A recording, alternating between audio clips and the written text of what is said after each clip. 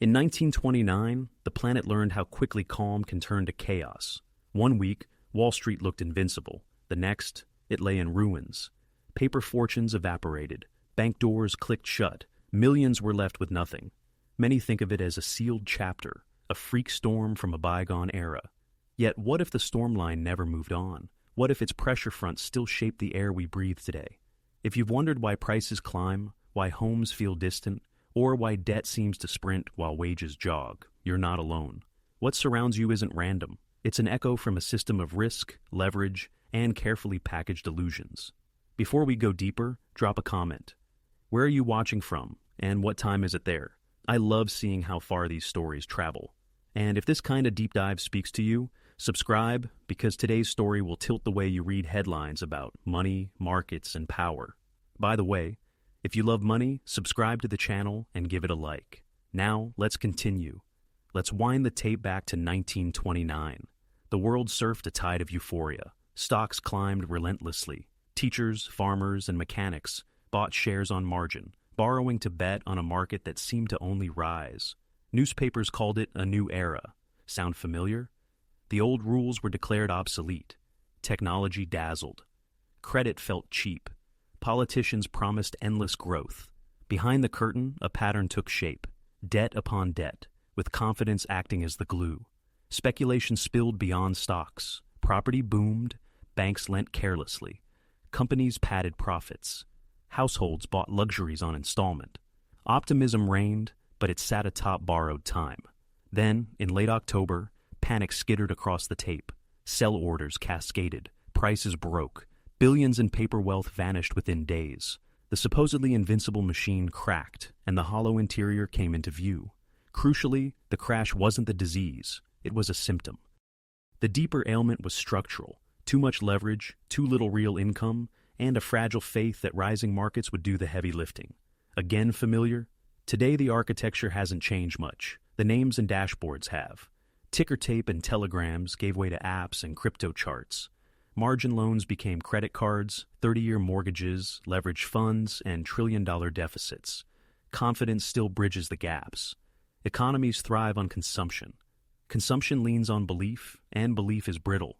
When trust holds, people borrow, spend, and invest. When trust cracks, activity freezes. That sequence defined 1929. And it's the failure that worries economists now. Consider debt. In the late 1920s, U.S. households stretched themselves to buy cars, radios, and homes on the assumption that paychecks and prices would keep rising. In our era, global debt towered to multiples of world GDP. The pattern rhymes. We still refinance tomorrow to live today. Risky loans once arrived dressed as opportunity. Now they come inside complex wrappers. The tools change, the psychology refrains. Inequality then had climbed to historic heights. A narrow elite owned outsized wealth, while the working majority coped with credit and hope. When the bubble burst, they had thin buffers. Look around, the wealth ladder is steeper. Corporate profits make headlines while paychecks lag. The middle borrows to fill the distance. The script persists. Updated for new actors. Central bankers then tried to stoke growth with low rates, then slammed the brakes to fight inflation, producing a sudden squeeze that choked credit and triggered panic. Today's policymakers wrestle with the same fork. Loosen to save jobs and balance sheets, or tighten to cool prices. Each path with trade-offs. Speculation, also familiar. In 1929, people piled into shares they barely understood because everyone else was doing it. Now it's meme runs, digital collectibles, and momentum loops. The human core, FOMO, greed, and the lure of effortless gains stays constant. When prices rise, participants feel brilliant. When they fall, luck gets the blame. The Great Depression underscored a hard truth. Systems that grow too unequal and too leveraged buckle under their own weight. The question isn't if, it's when. Much of today's prosperity floats on borrowed confidence. Warning lights blink. Record household liabilities. Rising defaults. Governments reliant on massive issuance. One difference, though, raises the stakes. The scale. The 1930s were national. Now, finance is planetary. A shock in one market can ripple across continents in seconds. The circuit is bigger, not sturdier. What failed in 1929 wasn't merely math, it was imagination. People mistook momentum for permanence. We repeat that habit when we outsource stability to central banks and legislators. Stability built on leverage and speculation is a rented costume. The lesson was not learned so much as filed away. Each generation assumes it has engineered safeguards too clever for old mistakes. Patterns say otherwise. The Depression began with bad days on the exchange and expanded into years of deflation and distrust. The danger isn't that history repeats, it's that we reenact it. By the early 1930s, the mirage had faded. Breadlines lengthened, thousands of banks failed, families lost homes, savings, and faith. A financial panic metastasized into a social trauma. Governments groped for responses, budget cuts to prove discipline, tariffs to shield industries, policy whiplash that deepened the drop. The wound lasted a decade and rewired politics, economics, and the public's faith in markets. Today, when cracks appear, leaders often reach for familiar tools: print, cut rates, promise calm. Symptoms get treated, causes persist. The world economy now floats on obligations that can't be fully repaid, stitched together by central bank backstops and public belief. That belief is the fragile part. Leverage is the rhyming verse. During the 1920s, investors routinely borrowed most of a stock's price. A small dip triggered margin calls, forced selling, and cascading losses. In modern markets, leverage hides in layers: derivative exposures, basis trades, matched books, and shadow banking. The plumbing got denser, the hazard stayed simple. Too much risk on too little capital, wrapped in models built on yesterday's weather. When reality shifts, assumptions shatter. Trust collapses first in markets, then in institutions. In response to the 1930s failures, deposit insurance arrived, and it helped contain fear. But the scale today is different.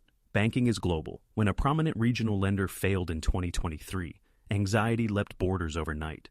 What made 1929 so dangerous was ultimately psychological. Endless progress had become a creed. Prosperity felt like destiny. When that myth broke, people didn't just lose wealth. They lost belief. For years, we've been told cycles can be tamed, downturns smoothed, recessions defanged. Yet each rescue demands more debt, more intervention, and more distortion. Every save plants the seed of the next stumble. The 1930s also exposed how tightly economies interlocked. American shocks toppled European banks burdened by war debts. Crises fed resentment and extremism. Economic pain never stays contained. Fast forward. Global liabilities now bind households, firms, and states. A default there, a currency break here, a failed auction somewhere else, and the ripples propagate instantly. The frame is larger, the steel no thicker. Policymakers often misdiagnose leverage as panic. Speeches and liquidity can calm nerves. They can't make insolvent balance sheets whole. Printing cash doesn't create factories, skills, or productivity. It postpones recognition. Delay raises the eventual cost. Another rhyme: prices that run far ahead of fundamentals. In the 1920s, the story was that progress made old yardsticks obsolete. In our time, valuations again stretch logic. Firms that lose money trade as if growth alone can defy arithmetic. Names change, psychology repeats. Bubbles end the same way. Confidence breaks, credit tightens, and prices deflate. Timing varies. In 1929, the turn was abrupt. Today, policy can muffle the descent for a while, but math remains stubborn. Debt that outruns income cannot be serviced indefinitely. Inequality is the companion theme. Before the crash, elites speculated while the rest leaned on installment loans. Losses fell unevenly. Today, asset inflation lifts those who already hold assets, while wages move slowly. Households feel richer when home prices climb, but much of that is leveraged. When rates rise, the glow fades and stress appears. Strain then leaks into politics. The 1930s birthed protectionism and populist currents. Distrust grew. We see echoes now. Skepticism toward institutions, anger at unequal outcomes, fear that the ladder is pulled up. Economic anxiety invites extremes. Austerity once promised confidence and delivered contraction. The opposite temptation now spend without limit. Finance by printing carries costs too. Either road, taken to extremes, ends poorly. One through deflationary collapse, the other through inflationary decay. Durable prosperity needs balance. Debt that funds production, policy that rewards patience and prudence, and incentives that favor the long term over the next quarter. Speculation itself has changed in speed, not in spirit. The crowds once stood outside brokerage windows. Now trades occur in microseconds. Derivatives stack upon derivatives. Algorithms chase blips. Velocity magnifies fragility. When sentiment turns, feedback loops ignite. Liquidity vanishes quickly. What once took days can unfold before most people wake up. Fear and greed, once human, now have bots to carry them. And yet resilience remains a second thread. From the wreckage came reforms, deposit insurance, oversight, safety nets. These didn't end the depression on their own, but they slowed the bleed and set new rules. Crucially, emergency tools tend to become permanent doctrine. Once leaders saw they could offset panic with interventions, expectations shifted. Risk became socialized, reward stayed private. Deflation proved deadly. Inflation became the tolerated pain. That tolerance quietly transfers wealth from savers to borrowers, from wages to assets. Because steady inflation lifts nominal values while eroding cash, the system learns to depend on this transfer and resists outright price declines. Globalization knitted markets into one web. Capital now moves at light speed. Derivatives interlink balance sheets across oceans. A policy jolt in one capital echoes in others within minutes. The design that once spread prosperity now multiplies risk. Small fires produce global smoke. Architecture amplifies every shock.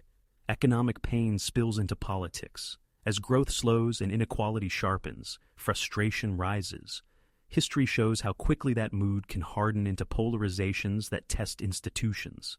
Still, arithmetic has the final vote. No framework escapes it. When debt exceeds the capacity to repay, promises must be reworked, either through defaults, inflation, taxation, or growth miracles that rarely materialize on cue. The feedbacks are real for households too. When central banks tighten, mortgages jump, housing cools, hiring slows. The abstractions of policy turn into concrete bills. Technology compresses cycles. In the 1920s, ticks traveled by paper. Today, models act instantly. Some sell when volatility rises, others sell because those first ones did. The cascade requires no conspiracy, just rules reacting to rules. Yet history offers more than warnings. It offers a way to prepare, diversify risk, question consensus. Treat confidence as precious capital. Remember that value depends on trust and trust on discipline. Crashes rarely appear from nowhere. They build quietly in belief. The danger lies not only in repetition, but in the comfort that blinds us to repetition. Each generation is certain it can steer better than the last. Each learns that leverage is louder than optimism. When the dust settled in the 1930s, the United States rewrote parts of its playbook. Regulatory walls rose. Insurers backstopped deposits. Public projects and safety nets expanded. The state accepted responsibility for stability, but those remedies carried seeds of future fragility. Once rescues succeeded, markets learned to expect them. Moral hazard became a standing feature. Over time, emergency playbooks turned into standard operating procedure. Deflation's horror taught leaders to prefer mild inflation. That choice cushions downturns, but it erodes savings and rewards borrowing. The transfer is subtle but steady. Meanwhile, the planet-scale network ensures that a misstep in one place ricochets through others. Interconnection is strength in calm weather and a weakness in storms. Linkages raise both prosperity and exposure. When one link cracks, contagion races the circuit. That is why modest events can produce outsized tremors. The scaffolding doesn't merely carry weight, it multiplies it. The original crash began with faith that markets self-correct. Our time leans on faith that policy can always rescue. Both beliefs, taken as absolutes, ignore limits. No system outruns arithmetic for long. When speculation outruns production, when promises outrun income, adjustment follows. Denial only delays and deepens it. In 1929, few grasped how Wall Street leverage would spill into wheat prices and Main Street wages. When credit seized, that link became painfully clear. Today's links are denser, but the logic is the same. Policy shifts change mortgages, mortgages change construction, construction changes jobs. The abstraction becomes a layoff notice. Technology changes scale, not nature. Ticker tapes once carried prices by the minute. Automated systems act in milliseconds. Fear and euphoria no longer need a crowd, they have code.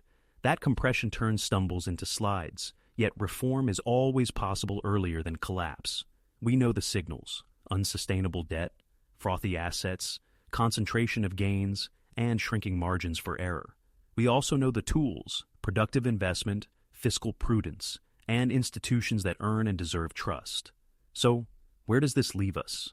Growth cools, debt climbs, inequality stings, institutions are tested, and technology accelerates everything. The pattern is old, the context is new. The lesson isn't despair, it's discipline. Systems crumble when trust erodes. They heal when trust is rebuilt on real productivity and shared gains. If you've traveled this far, take a look at your own situation. Savings, risks, opportunities. The ghost of 1929 isn't trapped in a textbook. It lingers in choices to chase momentum without foundation, to reach for comfort over candor, to treat speculation as prosperity. Crashes rarely appear as monsters at the door. They grow quietly in the mirror, inside the stories we tell ourselves. Consider the practical arc of a downturn.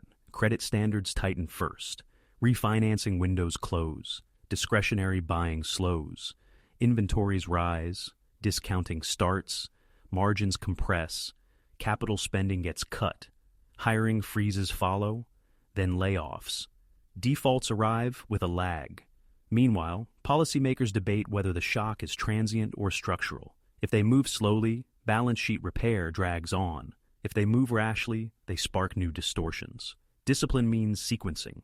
Stabilize funding, triage weak firms, protect essential payments, and channel scarce support toward productive uses, not speculative pits. A household playbook mirrors this.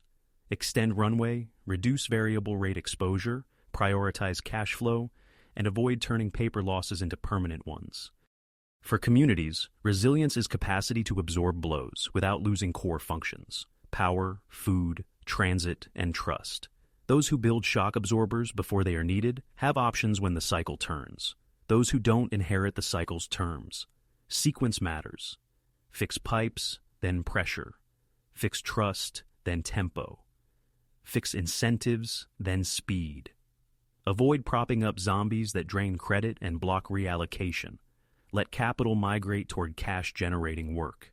When funding dries up, time becomes the scarcest asset. Prioritize cash conversion cycles. Shrink non-essential footprints, and renegotiate fixed obligations before markets move against you. So, ask the hard question.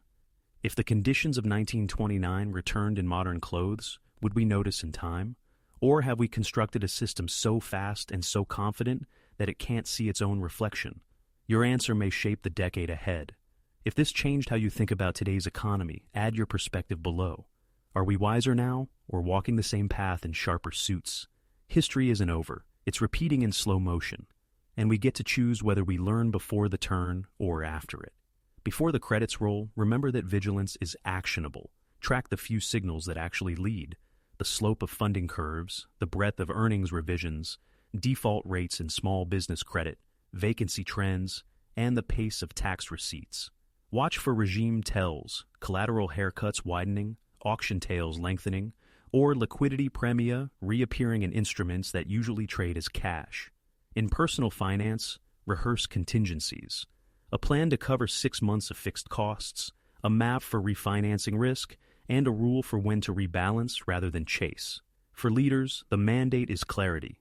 Define objectives, admit trade-offs, and set time limits on emergency tools so temporary does not become structural by drift.